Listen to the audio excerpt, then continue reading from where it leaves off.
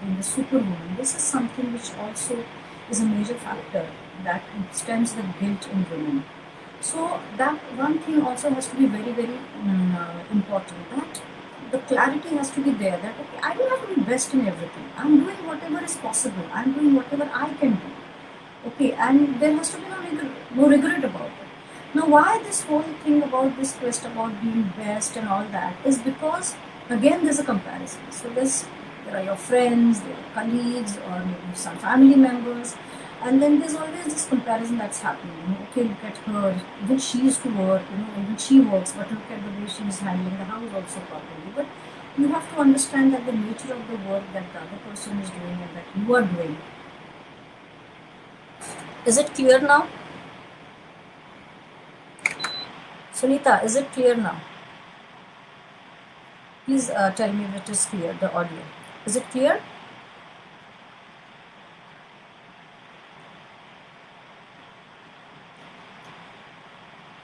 Hello, is it clear, Sunita, now?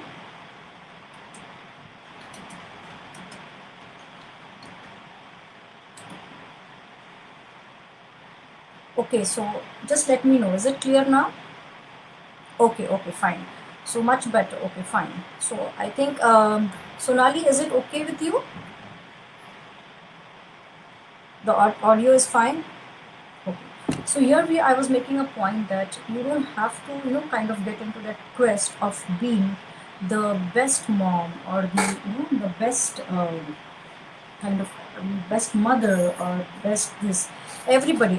So you don't have to get into that quest or that competition of being the best in everything. That somewhere has to be clear in the head. Okay, there are going to be times when you will fail in some area, or you may fall short. I will not say you will fail, I'll say you may fall short in certain areas, and there may be time when you will be excellent in certain areas. So it's okay. So there is this, that's fine at any given point of time.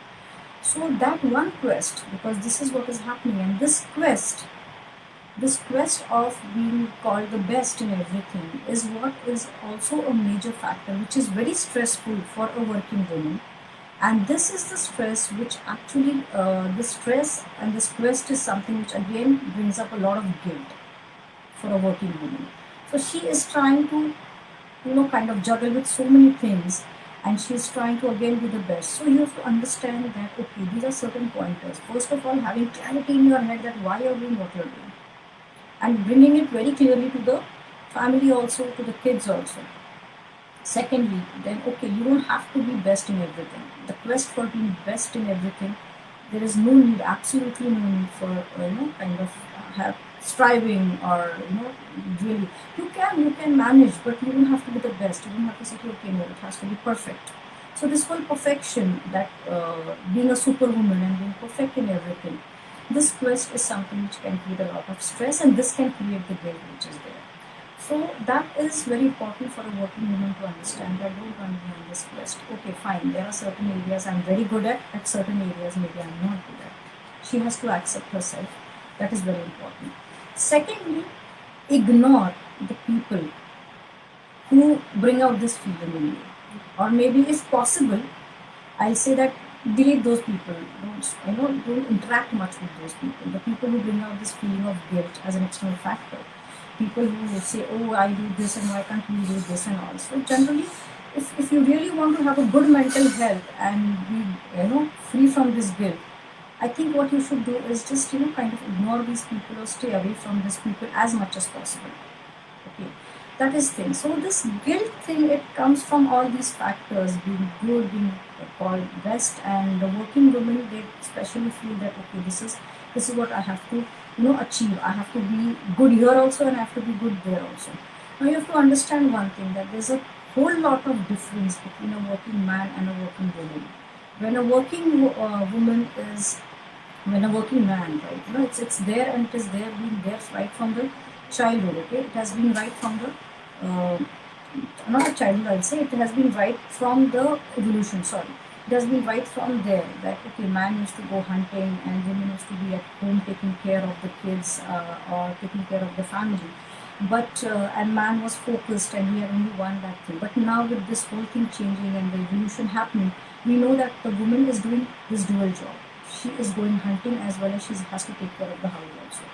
So don't the woman also has to understand that she doesn't need to compare or compare herself with men also. Many times that also happens in women, that they also compare themselves with men also in that area. So then that one factor has to be understood, that okay, we are biologically different. We women can multitask, they're best in multitasking, men cannot multitask. At the same time, she has to be very, very clear in her mind that these things should not bring any kind of, should not put her down. That okay, there's something that I can't do and somebody else can do. So that whole comparison mode has to go. So this working woman guilt, which is there, which is a very clear factor. In my counseling sessions, I come across many women who have kind of been struck by this emotion of guilt, that okay, I'm not able to give it. Maybe that is the reason my son is not doing well or my daughter is not doing well, or maybe that is the reason. So, to some extent, if you feel that way, then you don't have to completely take the onus and completely feel guilty about it. You have to sit back and think, okay, I want to do what I want to do. I have the clarity that yes, I want to do certain things. I want to do what I really am doing right now. So, how can I make it better? How can I definitely see that okay, I can give the same amount of time to my family as well as the same amount of time to my work also. So this has to be practically worked out. And like I mentioned earlier also, understand that it's the quality and not the quantity of time that you spend with anybody, whether it is a family or your friends or your kids, but very importantly your kids. Your kids also don't want you hanging around all the time. You have to keep that also in mind. They would definitely want you to be away for some time. So they also don't want you hanging around over their head every time. So whatever is the best time, that whatever time you can make out when you're working or when you're traveling and when you come back, that time you have to be 100% with the kids. That is something that you can definitely do. That when you are in office, you are giving your 100% to what you're doing in the office or whatever job you're doing. And then when you come home, consciously see to it that you don't bring your office at home. Consciously see that you don't carry the thoughts of the work to home. Okay, this is one thing which can also help to ease out this guilt factor which is there. And then when you are at home, whether it is yes with your family or with your kids, then 100% be there. Consciously 100% be there. Just be there with them. Whatever time you may spend, 1 hour, half an hour, 2 hours, whatever it is, consciously see to it that okay. And fine, if one of the days you're not able to kind of read the bedtime story or something, that's okay. That's fine. We can discuss on the other day. Just 10 minutes of a discussion also is enough. Or the child needs to just have your 100% attention. The moment the kids know that you are 100% with them, and when you're talking to them, you are only with them, then the child will not demand anything more. That's my own experience that I've seen. That yes, if you are talking to your child, you have to be 100% present. Nor should you be thinking about your work, nor should you be thinking about it. So this can also help you reduce the guilt factor which is there. And yes, the society is going to be judgmental. The society is going to criticize. So this acceptance has to come. That okay, come what may, whatever you do, it is going to be that some or the other way the society is going to say or pass a remark, some remark on your whatever, whether you're at home or whether you're working or how you're managing. So learn to accept this in your mind that this is going to happen. Learn to accept that yes, I may have this guilt feeling time on and off. But this guilt feeling should not prevail for a long time. That is harmful. Because then that is something which will not make you happy. And if you are not happy, then I guess that will not spread. That whole sadness, that frustration, that agitation will definitely be spread around to your family and to your kids. So these few things you have to be very clear. And yes, of course, like I said, that sometimes kids take advantage, because I have seen this in many of my friends' cases also. That whenever they travel and they're coming back, they want to get something very expensive. You know, yeah, I'll come to that point. Very nice point, Raja. I'll come to that point. So you get this, kind of gifts and all for your kids. I tell them, don't do that. Don't do that. Don't, because once they come to know that this gift is coming out of the guilt because you were not present, because yes, of course, many times it comes out of that guilt emotion that I was away from my child, so why don't I buy? So I'm not saying don't buy something. If you're going to a good place and you know there's something specialty, do buy it. But I tell my friends, or I tell the people in my council, I tell them that keep it. After you come, don't give it to them immediately. Keep it for a few days, and maybe on a certain occasion, just hand it over to your child, saying that, hey, this is what I had got for you when I had gone to visited this place. Because when you give it to a child, when you come home immediately after a travel or after your work, the child knows that okay, this is coming out of because she was not at home, and that she's trying to make up for this. And then this kind of a thing, they can start taking advantage. So Shailaja, coming to your question, how to handle kids when they start comparing you with stay-home moms of their friends? Yes, absolutely. This definitely happens that kids are going to compare. Again, over here, there is a very important thing that you have to make them sit and understand. And here you don't have to, kind of put down the other mother or the housewives or the home moms or anything. Here you have to make the child understand, which I again said earlier also, that why I'm doing what I'm doing.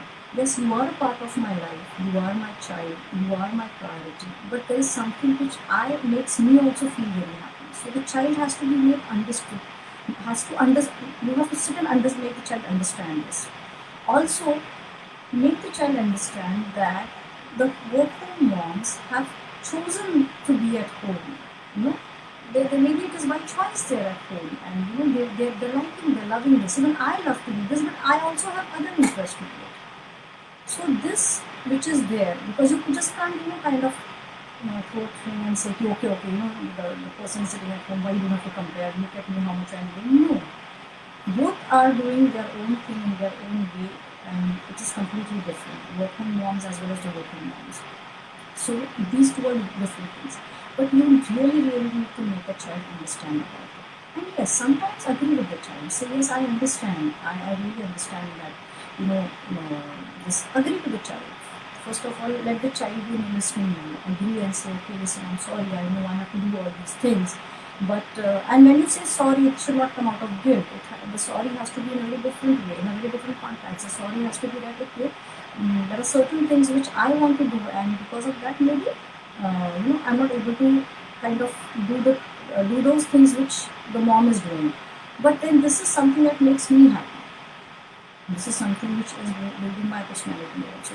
So you have to make the child understand, and yes, sometimes you have to agree with the child that yeah, it's okay, and also make the child understand that they are two different scenarios, they're different people, they're different families, they're completely different families. So there's no need of comparison. Here is where you can inculcate into a child that every family is unique, every family has their own set of standards, every family has their own way of bringing up a child, and so this is our way of doing it, maybe that is their way of doing it.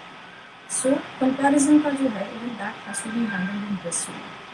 So this is again being clear in your head, because if a child starts comparing, and if that makes you uncomfortable, if you start feeling guilty about it, then it is going to be a problem. Then it can come out as a kind of an agitation or a frustration or a confrontation. That should not happen.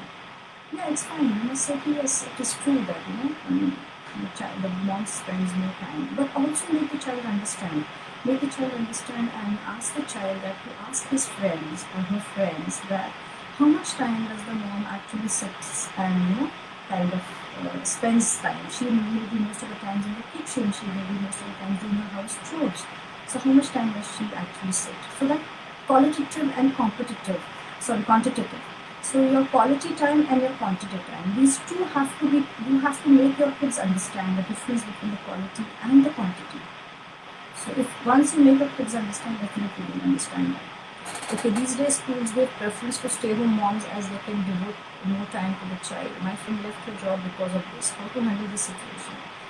I don't know, Sonali. This is very new for me. It's a good point, but do schools really do that?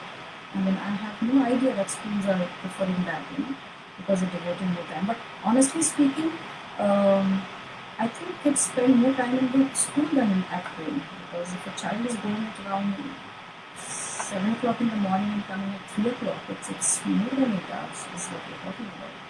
So I guess the child is spending more time at home, and I think in this situation, Sonali, then definitely, if an organization or a group like ours, like the group of people or women like us, they can definitely approach some schools who are really